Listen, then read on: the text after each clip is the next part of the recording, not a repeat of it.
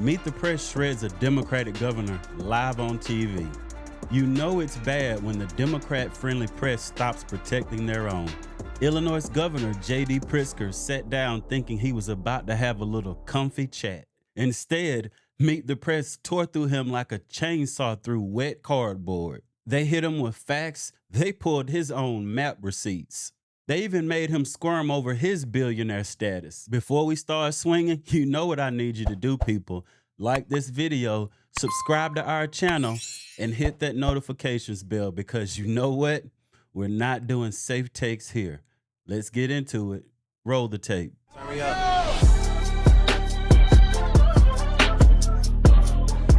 All of us need to stand up and speak out and make sure that it's understood across the country that what they're trying to do in Texas is illegal.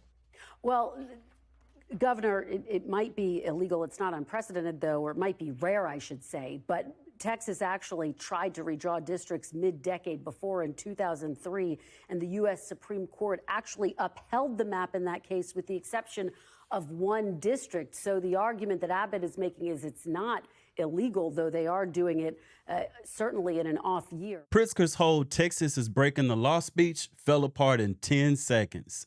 Meet the Press hit him with receipts. Texas has done this before, and the Supreme Court said it was fine.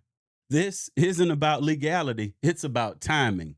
Democrats know their approval rating is in the basement, and if Republicans can redraw now, the game changes. But instead of letting him recover, the host went for the kill shot, his own Illinois map. I do want to look at the map of Illinois. Let's take a look at this. Despite President Trump winning 44% of the statewide vote in 2024, Republicans hold only 3 of Illinois' 17 districts. These districts seem to be designed to maximize Democratic advantage. What do you say to those who argue that it's hypocritical for you to criticize Texas for partisanship when your state also drew maps to boost your party's standing? Well, remember that what Texas is trying to do is, again, violate the Voting Rights Act. We didn't. We held public hearings, legislative hearings. People attended them. They spoke out. There was a map that was put out. There were actually changes made to the map, and a map was passed. And it was done at the end of the census, the decennial census. So that's how it's done in this country. He tried to spin it as, well, Texas is violating the Voter Rights Act, and we held hearings. That's like saying, yeah, I robbed a bank, but I let people comment on the plan first. And then she brought the grade card. Spoiler alert, Illinois flunked. Well, look, sticking on your state's map, every major group that grades the fairness of congressional maps gives your state an F.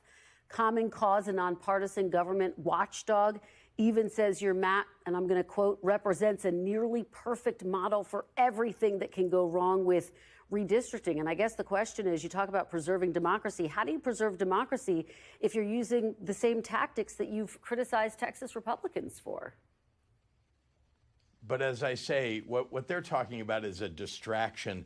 The reality is that the violation of people's voting rights is what Texas is attempting to do. That's what's wrong with their efforts right now. And the fact that the President of the United States knows it and nevertheless is asking them to do it. That is what's wrong with what we're seeing right now. Democracy is at stake, and these Texas Democrats are standing up to what the GOP is attempting to do, which is to steal seats, because they know what they've done is wrong. They know that they've made an enormous mistake. His answer? That's a distraction. Translation? And you know we like translations on this show. You caught me, but I'm not talking about it. This is where Democrats always retreat to the one line they think will save them.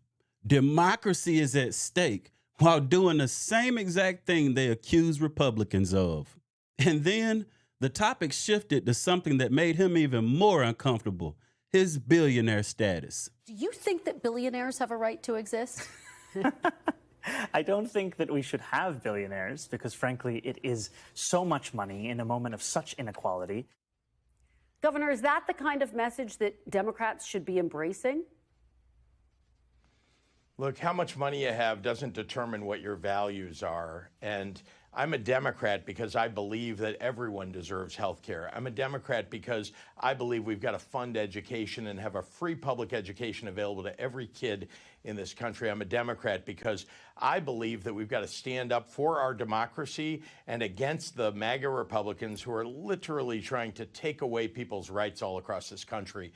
So it does not matter what your income level is. What matters is what your values are, and that's what makes me a Democrat. This guy is worth $10 billion, owns Hyatt hotels, and ripped toilets out of his own mansions to dodge taxes. But apparently, he's one of the good billionaires because he's a Democrat. Republican billionaires, they want to make money, they want to hire people, they want to grow business. Democrat billionaires, they want control, they want influence, and they want permanent power. That's the dangerous kind.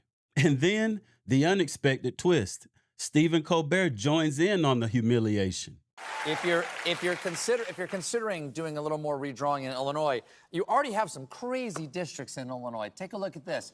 Look at 17 here. It does that, then it comes up here and it sneaks around there and goes all the way up here and then goes right over there like that. And look at this one, kind of goes whoop up there. It's like the stinger on a scorpion down here.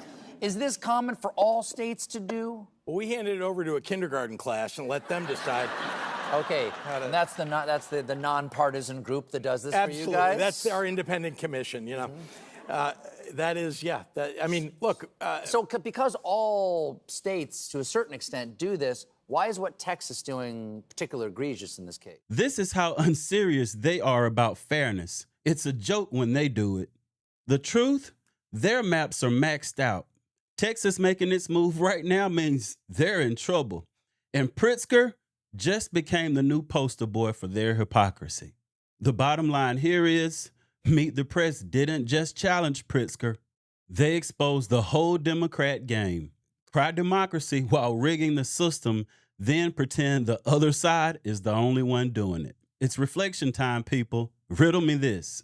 Is gerrymandering wrong regardless of who does it? Why did Meet the Press go after one of their own this hard? And will this actually hurt Pritzker's 2028 run? Or will the voters just shrug it off? If you want more truth bombs like this one, you know what I need you to do, people. I need you to hit that like button, subscribe to this channel, and share this with someone who still thinks the Democrats are the party of fairness. Much love. God bless.